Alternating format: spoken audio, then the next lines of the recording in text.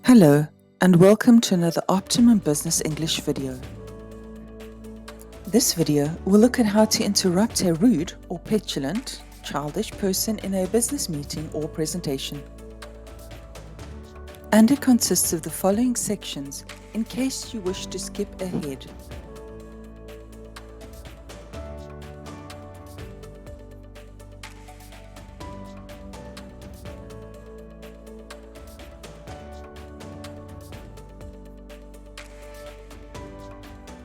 But first, what does it mean to be rude or petulant? To be rude is to be abrupt or short, impolite, bad-mannered, or offensive. Whereas to be petulant or childish is to act like a spoilt child, to be bad-tempered, moody, or sulky. What are the different types? There's the verbal, using words, the non-verbal or wordless actions and sounds that could be rude or childishly petulant. Focusing on the verbal or spoken word type, it may be any of the following. There's the verbal tirade, where the person is no longer calm.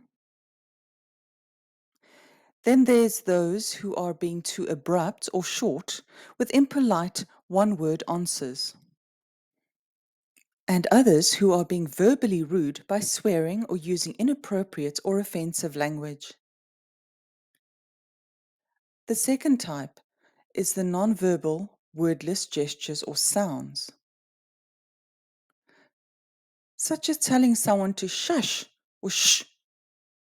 Or you can be rude or petulant by bashing too loudly on the keys of your keyboard to show that you are angry. You may show disrespect and be rude by loudly chewing gum or slurping your coffee in a meeting. Or you can be rude by displaying uncivilized behavior in a meeting. Or by using rude or cursing or swearing hand gestures. Or by purposefully ignoring someone to focus on your mobile phone instead. By sulking and not answering or speaking when you ought to. Or by rudely pointing a finger at someone. Let us now look at why we interrupt a person who is being rude or childishly petulant. And believe it or not, besides quickly getting the meeting back on track, it's also to protect the person from themselves, from later regret or embarrassment by limiting the damage. Remember, petulance is driven by a temporary overload of emotions that will probably be regretted later on. So, you are actually doing them a kindness. You should interrupt someone who is being rude quickly because rudeness is an ever-increasing cycle of negative behavior. As if someone is rude to you, you often become rude back. Now, what should we consider before interrupting a rude or petulant person? And we start by pausing to consider the context. That being the circumstances and background reason for the rudeness or petulance. Things such as, was the rudeness delivered in a private or a public setting? And is the person being rational and reasonable? As if they are not calm, it is no use trying to reason with them.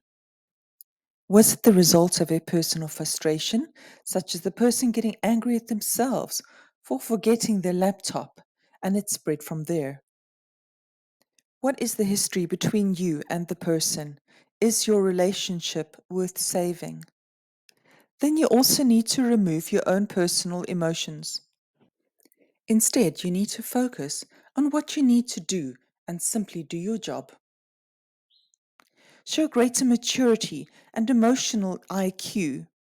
Remain professional and calmly in control without adding to the drama. Be almost clinical. Work out what they hope to gain by acting the way they are. What's their end game? And if it's senseless, ignore it. But if it has a targeted purpose, engage them and act. Thirdly, don't judge the person. Instead, respond professionally and don't react emotionally. Fourthly, focus on being kind and patient. As Brad Meltzer said, everyone you meet is fighting a battle you know nothing about. Be kind always. And consider, is this the way they normally behave? Is this normal behavior for them? If yes, they are normally rude or petulant, then don't take it personally or expect them to change because they won't. Simply shrug it off. But if it is not the way they normally behave, and they are perhaps simply under extreme pressure, having a bad day, or are in a hurry, you need to get to the bottom of it by engaging the individual because you may be able to get them to see reason and to change the way they are behaving. But if you recognize emotionally abusive behavior, which is deliberate and is aimed at bringing you down, because bullies need to be stopped, don't ignore them or it will get worse. Instead, stand up to them and gain their respect. Next, you need to be direct and address the elephant in the room. So don't run away from the issue or problem wherever possible. And we have three options here: to engage, not engage, or to delay engaging. So, when do we engage? When do we interrupt our audience to make them stop or change the way they are behaving? And we only engage a person if they are calm and reasonable, and if they are likely to improve their behavior as a result of our input. We engage if the person may be unwittingly rude or petulant, that is, they are acting without realizing it. And we engage if the person won't stop unless we take charge and control of the situation. However, it is not advisable to engage every time, and the first thing we need to realize is that not every fight is worth the cost, and not every fight needs to be fought. So pick your battles carefully. And we don't engage someone who is being passively aggressive, such as someone who is sulking or someone who is ignoring you on purpose and not answering or speaking when they ought to, because they'll never admit to it, as they'd likely say either, "So sorry, I didn't hear you," or "What? Did you say something?" So it is best to ignore it wherever possible and move on. And we also don't usually engage people for unconsciously rude behavior, as they are either oblivious or unaware of their actions. It is just an old habit for them.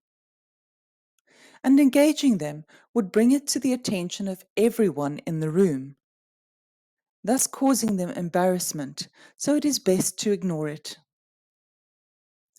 We also don't want to engage someone who is being rude for rudeness' sake by using rude or swearing hand gestures, etc., because rude people won't change their behavior, as they may simply be trying to get you to react and cause a disagreement. It is not a battle worth fighting, so ignore it. And then, when do we delay engaging? By that, we mean waiting to do something about it and to only act later on. The reasons for delaying engagement could be to not make things worse in the moment. As in the case of an informal gathering, you could say, "Let's take a breath, step back, and talk again later on." And to then re engage when everyone has calmed down. Or in a formal meeting, you may say, "Let us discuss this after the meeting." Or you could say, let's get back to the meeting. Come see me later to discuss this. Another reason to delay engaging is to take the time to think about it, so as to decide on the best course of action or way forward. Saying, I will think about it and get back to you later today. The third reason to delay engaging is so that you can handle the matter in private, either via an in-person private conversation, which is often a good way of sorting things out, or via a carefully worded email if you are not sure you can remain calm enough to discuss it in person, or if you may need it for written evidence or proof of what was discussed. Now let us look at how we interrupt and deal with a person who's being rude or childishly petulant. And we interrupt a person if they are displaying abnormal behavior, if they are being abusive, if their behavior is likely to improve, in case they are being unwittingly rude and do not realize it, or if they won't stop misbehaving until we deal with them. What is the best way of interrupting and handling each occasion? Well, if a person is displaying abnormal behavior or behavior that is likely to improve, you could share how their words made you feel by saying, Jane, that is both hurtful and unjust. Why did you say that? They will then most likely apologize and give a reason for their behavior. And if there is the possibility that a person was unwittingly rude or rude without realizing it, you should see if they'd like to rephrase or reword what they just said by asking, Jane, just in case you did not realize it, that was rude, would you perhaps like to rephrase or reword your response? By saying, I'm sure you did not mean to be rude, though that is how it came out. Perhaps you'd like to rephrase it. They will then most likely apologize and rephrase it. Another way a person could be unwittingly rude is if they are distracted or are in a hurry, and so they only give one-word answers. To handle it, you could then ask them an open-ended question. That being a question that cannot be answered with just a one-word yes-no response, such as, Peter, what do you think is the best way of resolving this and why?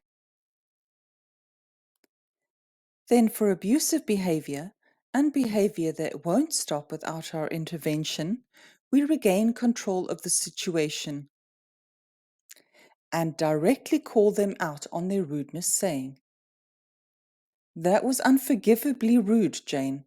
Please try to remain civil going forward. And if a person is using bad language or is calling people names, you could say, Please let us remain professional, refrain from name calling, and only stick to the facts going forward. I hope you found this last video in the series of when and how to interrupt someone in a business meeting or presentation both helpful and informative. Please remember to subscribe to be notified each time we post a new video. And thank you for watching.